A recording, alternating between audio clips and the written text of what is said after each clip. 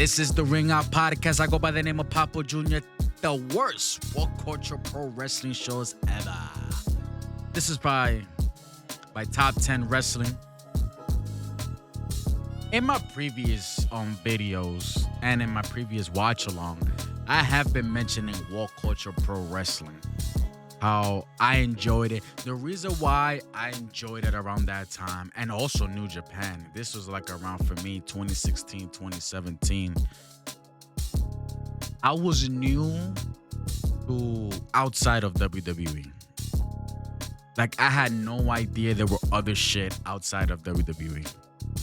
Seriously. I thought that it was just WWE and WWE only. One of my boys put me on Ring of Honor at that time. I believe it was 2017, maybe late 2016. Put me on to Ring of Honor. I fucking enjoyed it because I never seen that kind of pro wrestling. Fast pace, hitting hard action. You know, saw the Will Ospreys from back then, Jay Lethal from back then, and Ring of Honor, fucking the Young Bucks back then. I fucking enjoyed it, you know? Then I got to see other promotions out there. I'm like, wait, there's fucking tons and millions of other fucking wrestling promotions. They were called indies, independent wrestling. I was new to the game, but that shit been going on for fucking decades. But I was new to it. So I'm fucking exploring, and then I see WCPW. Then I saw some shits that I was enjoying. I seen wrestlers. I was like, hold on, why is he here? Like Rey Mysterio. I saw the Ricochet versus Will Ospreay match when the fucking the turnbuckles fell off when they did their thing and all that. I enjoyed it, man. So I'm curious to see what top 10 wrestling is talking about in this video, man. Seriously.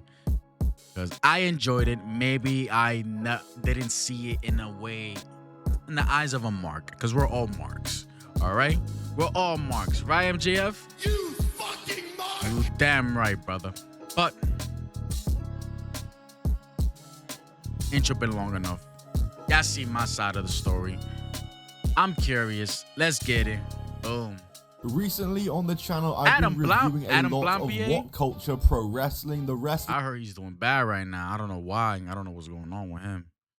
But I was enjoying their content. I mean, I was new to the wrestling community at that time, 2016, 2017.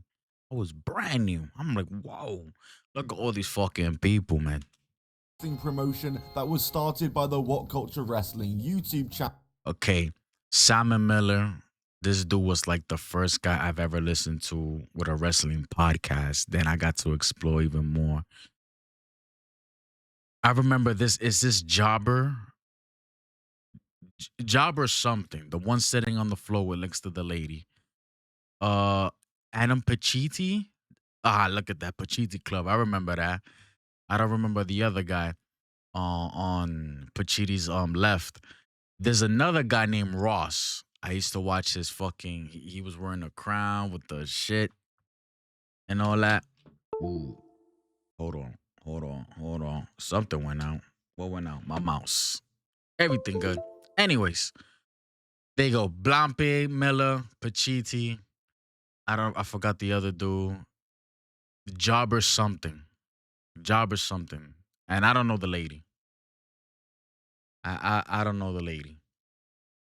Channel, and it seems like you guys are really enjoying those videos, and I'm enjoying making those videos as well, so why not do some more? What Culture Pro Wrestling, or did more before? WCPW, like I said, was the wrestling promotion started by the What Culture Wrestling YouTube channel and featured big stars in wrestling like Kurt Angle was there, EC3, Cody Rhodes, amongst other big stars in the wrestling. That's the first time I ever saw Joe Hendry.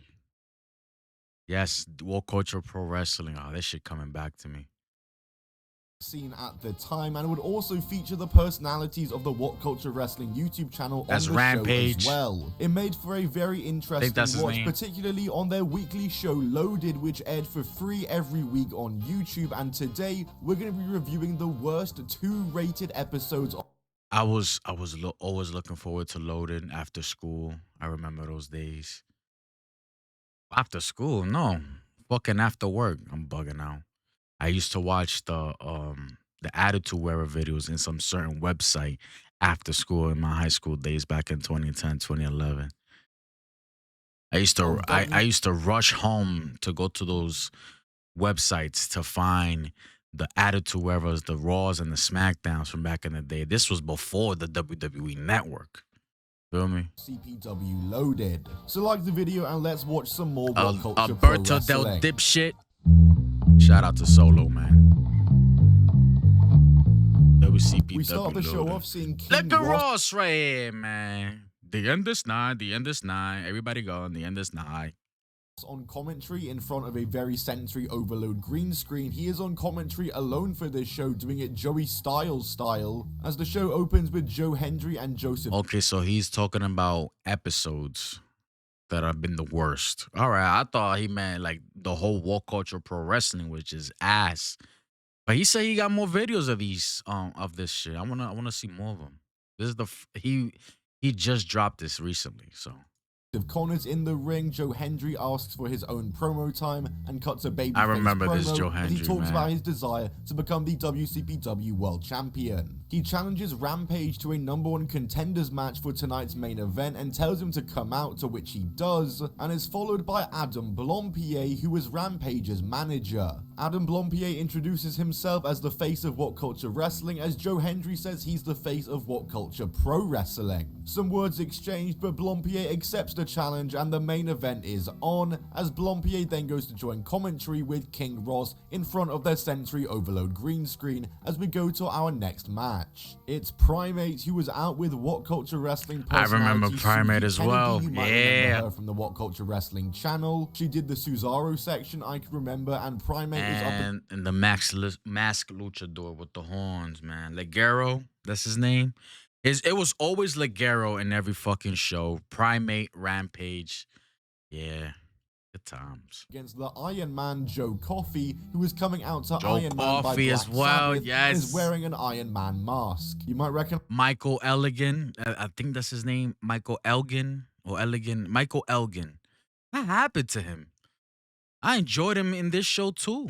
Joe Coffey from Gallus in WWE, and I like the Iron Man nickname and theme song, but the mask is just, come on now, come on with that. Yikes. We get some meat slapping spots and tests of strength and strike exchanges. Primate is smashed through the barricade and they keep throwing each other around the outside ringside area into all the barricades on every corner. Primate then gets Joe Coffey in the ring and strikes him with a wrench to end the match with a DQ.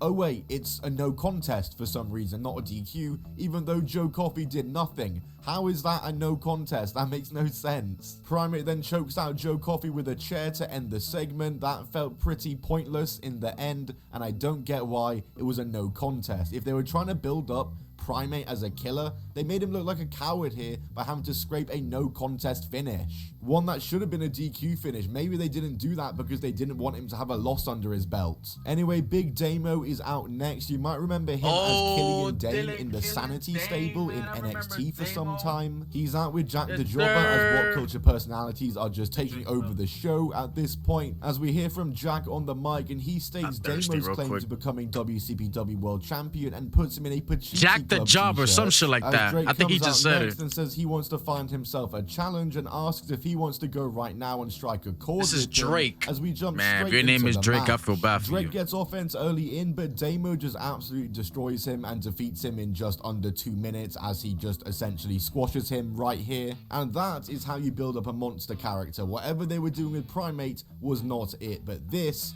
was. We then get Kenny McIntosh, who's backstage interviewing Ring of Honor World Champion. There you go, Jay Ring of Honor, Jay He's Lethal, speaking man. I about his remember match those with times. Noam Dar that's coming up soon on WCPW, as he announces the Ring of Honor title will be on the line in that match. It's a nice short promo from Jay Lethal, who Ring of Honor, man. Back. Oh man, that shit will never be duplicated, man. I enjoyed the little that I seen, you know, before they got purchased. I know there's a lot of wrestling fans out there that been watching Ring of Honor since '02, man. Samoa Joe days, Bryan Danielson, Nigel McGuinness's, CM Punk's. I had no idea there was a thing back then, to be honest. And I was a kid. So who was very good at this time and a good get for WCPW. We then go to tag action up next, as it's Mitchell Myers and Ryan Mercer, who don't even get entrances, and they're up against Prospect of Lucas Archer and Alex Gracie, being accompanied by James R. Kennedy. You might remember these guys from my previous WCPW State of Emergency review on the channel. Anyway, I remember that manager. Guess, I hated one that team dude. got a jobber entrance, this is going to be yet another squash match on this show. It went a little bit longer than the previous match, going just over 3 minutes, as the jobbers get a tiny bit of offense in, but Prospect just destroy them with double team offense and good tag wrestling. Prospect dropped one of the... I think they had a tournament as well. Was it some World Cup tournament? Everybody was representing their nationality.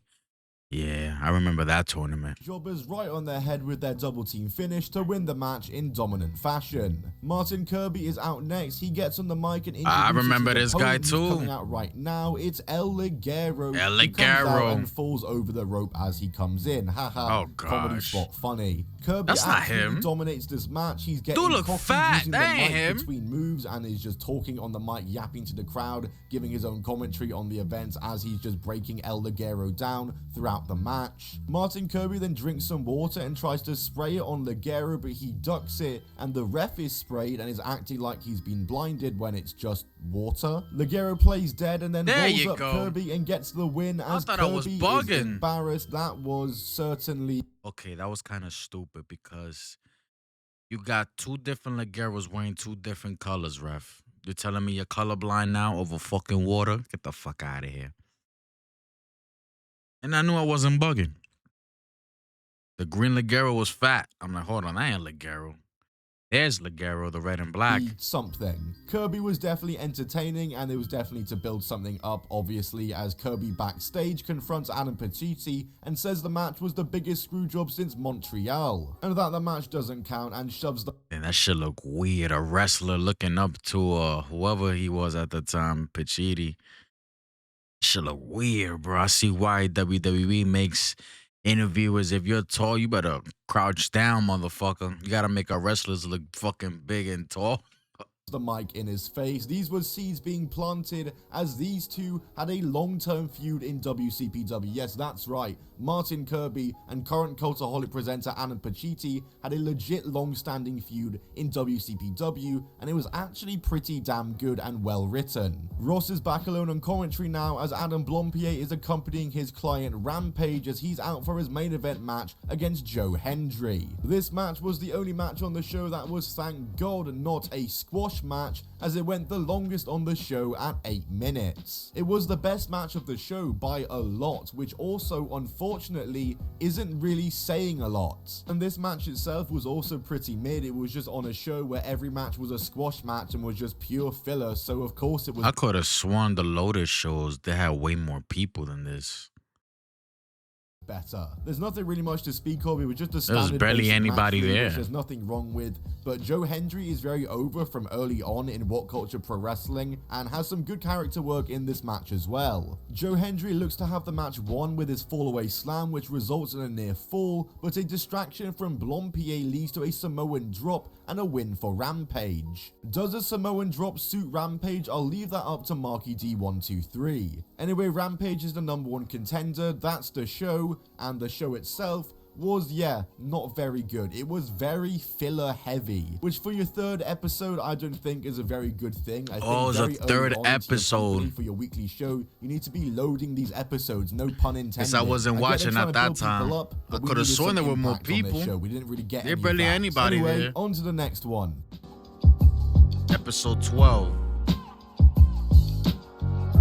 The show opens with a slideshow recap of recent events, and WCPW GM Adam Pacitti opens the show, announcing the Adam Pacitti Tag Title Tournament to crown the inaugural champions. And we kick off the show with tag team action, as it's a 3-way tag team match. Prince Amin and look at Gabriel Gabriel Kidd. Yes, that's bro. right, Gabe Kidd, current AEW and New Japan wrestler. On this show here, looking very different here as he's very early on in his career. And they're up against Los Perspectiva, which is just Prospect cosplaying as luchadors, and Johnny Moss and Liam Slater are the final team. I'm noticing a much more packed house tonight. WCPW have clearly found a loyal following by this point, and they're a lot louder too, which definitely adds to the match. Prospect, wasn't bugging. There were more people. Los Perspectiva are also very over here. I think this was a pretty fine match. Gabe Kidd definitely stood out in this match. He has a really good tenure in WCPW, a very organic rise, and this was quite early in his career, like I said, and he's still very much impressive in this match. Slater and Moss also have some great double team moves, but the cosplayers steal the win from them with a sneaky tag as they lie, cheat, and steal their way to a victory. I don't know why they came out as luchadors or what the context to that was, so please don't ask me,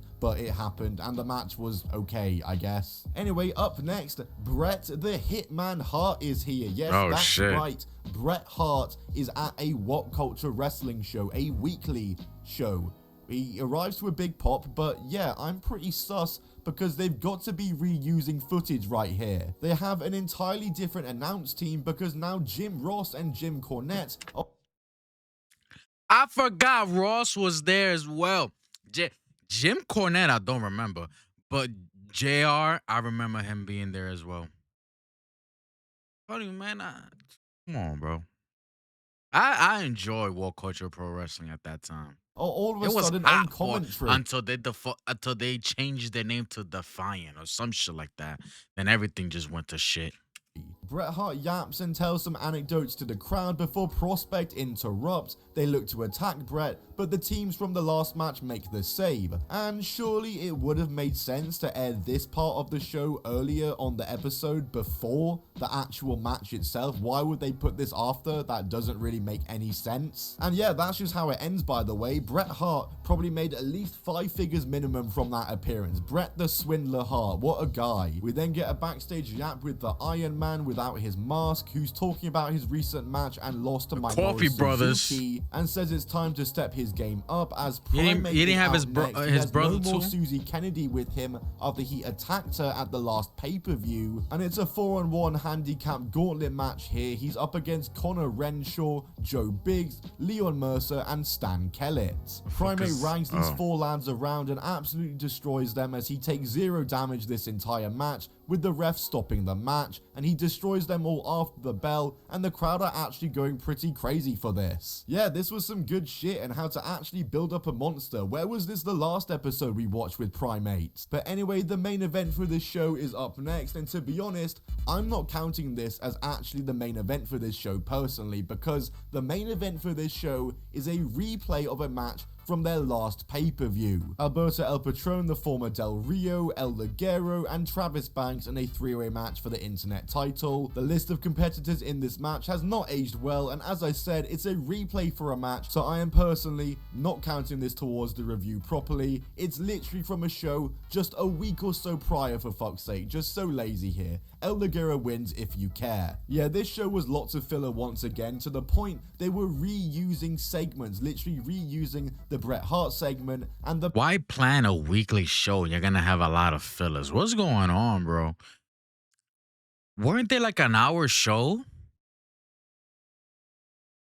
I think they were an hour show. Correct me if I'm wrong.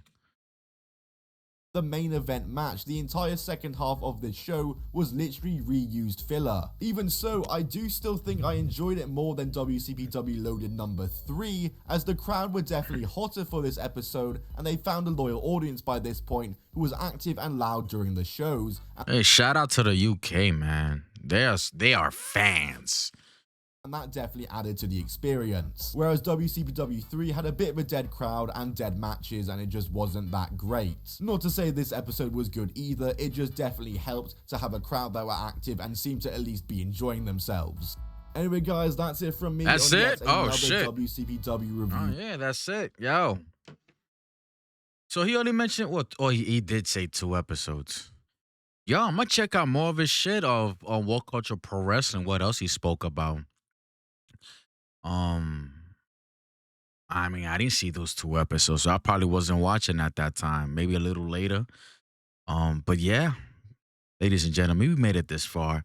Hit the like, hit the subscribe, man. If you want to, it is what it is, man. I'm here. I'm just a fucking. You fucking mark! That's exactly what I am, ladies and gentlemen. Until next time. Goodbye. Mwah, and good night, bang. Peace.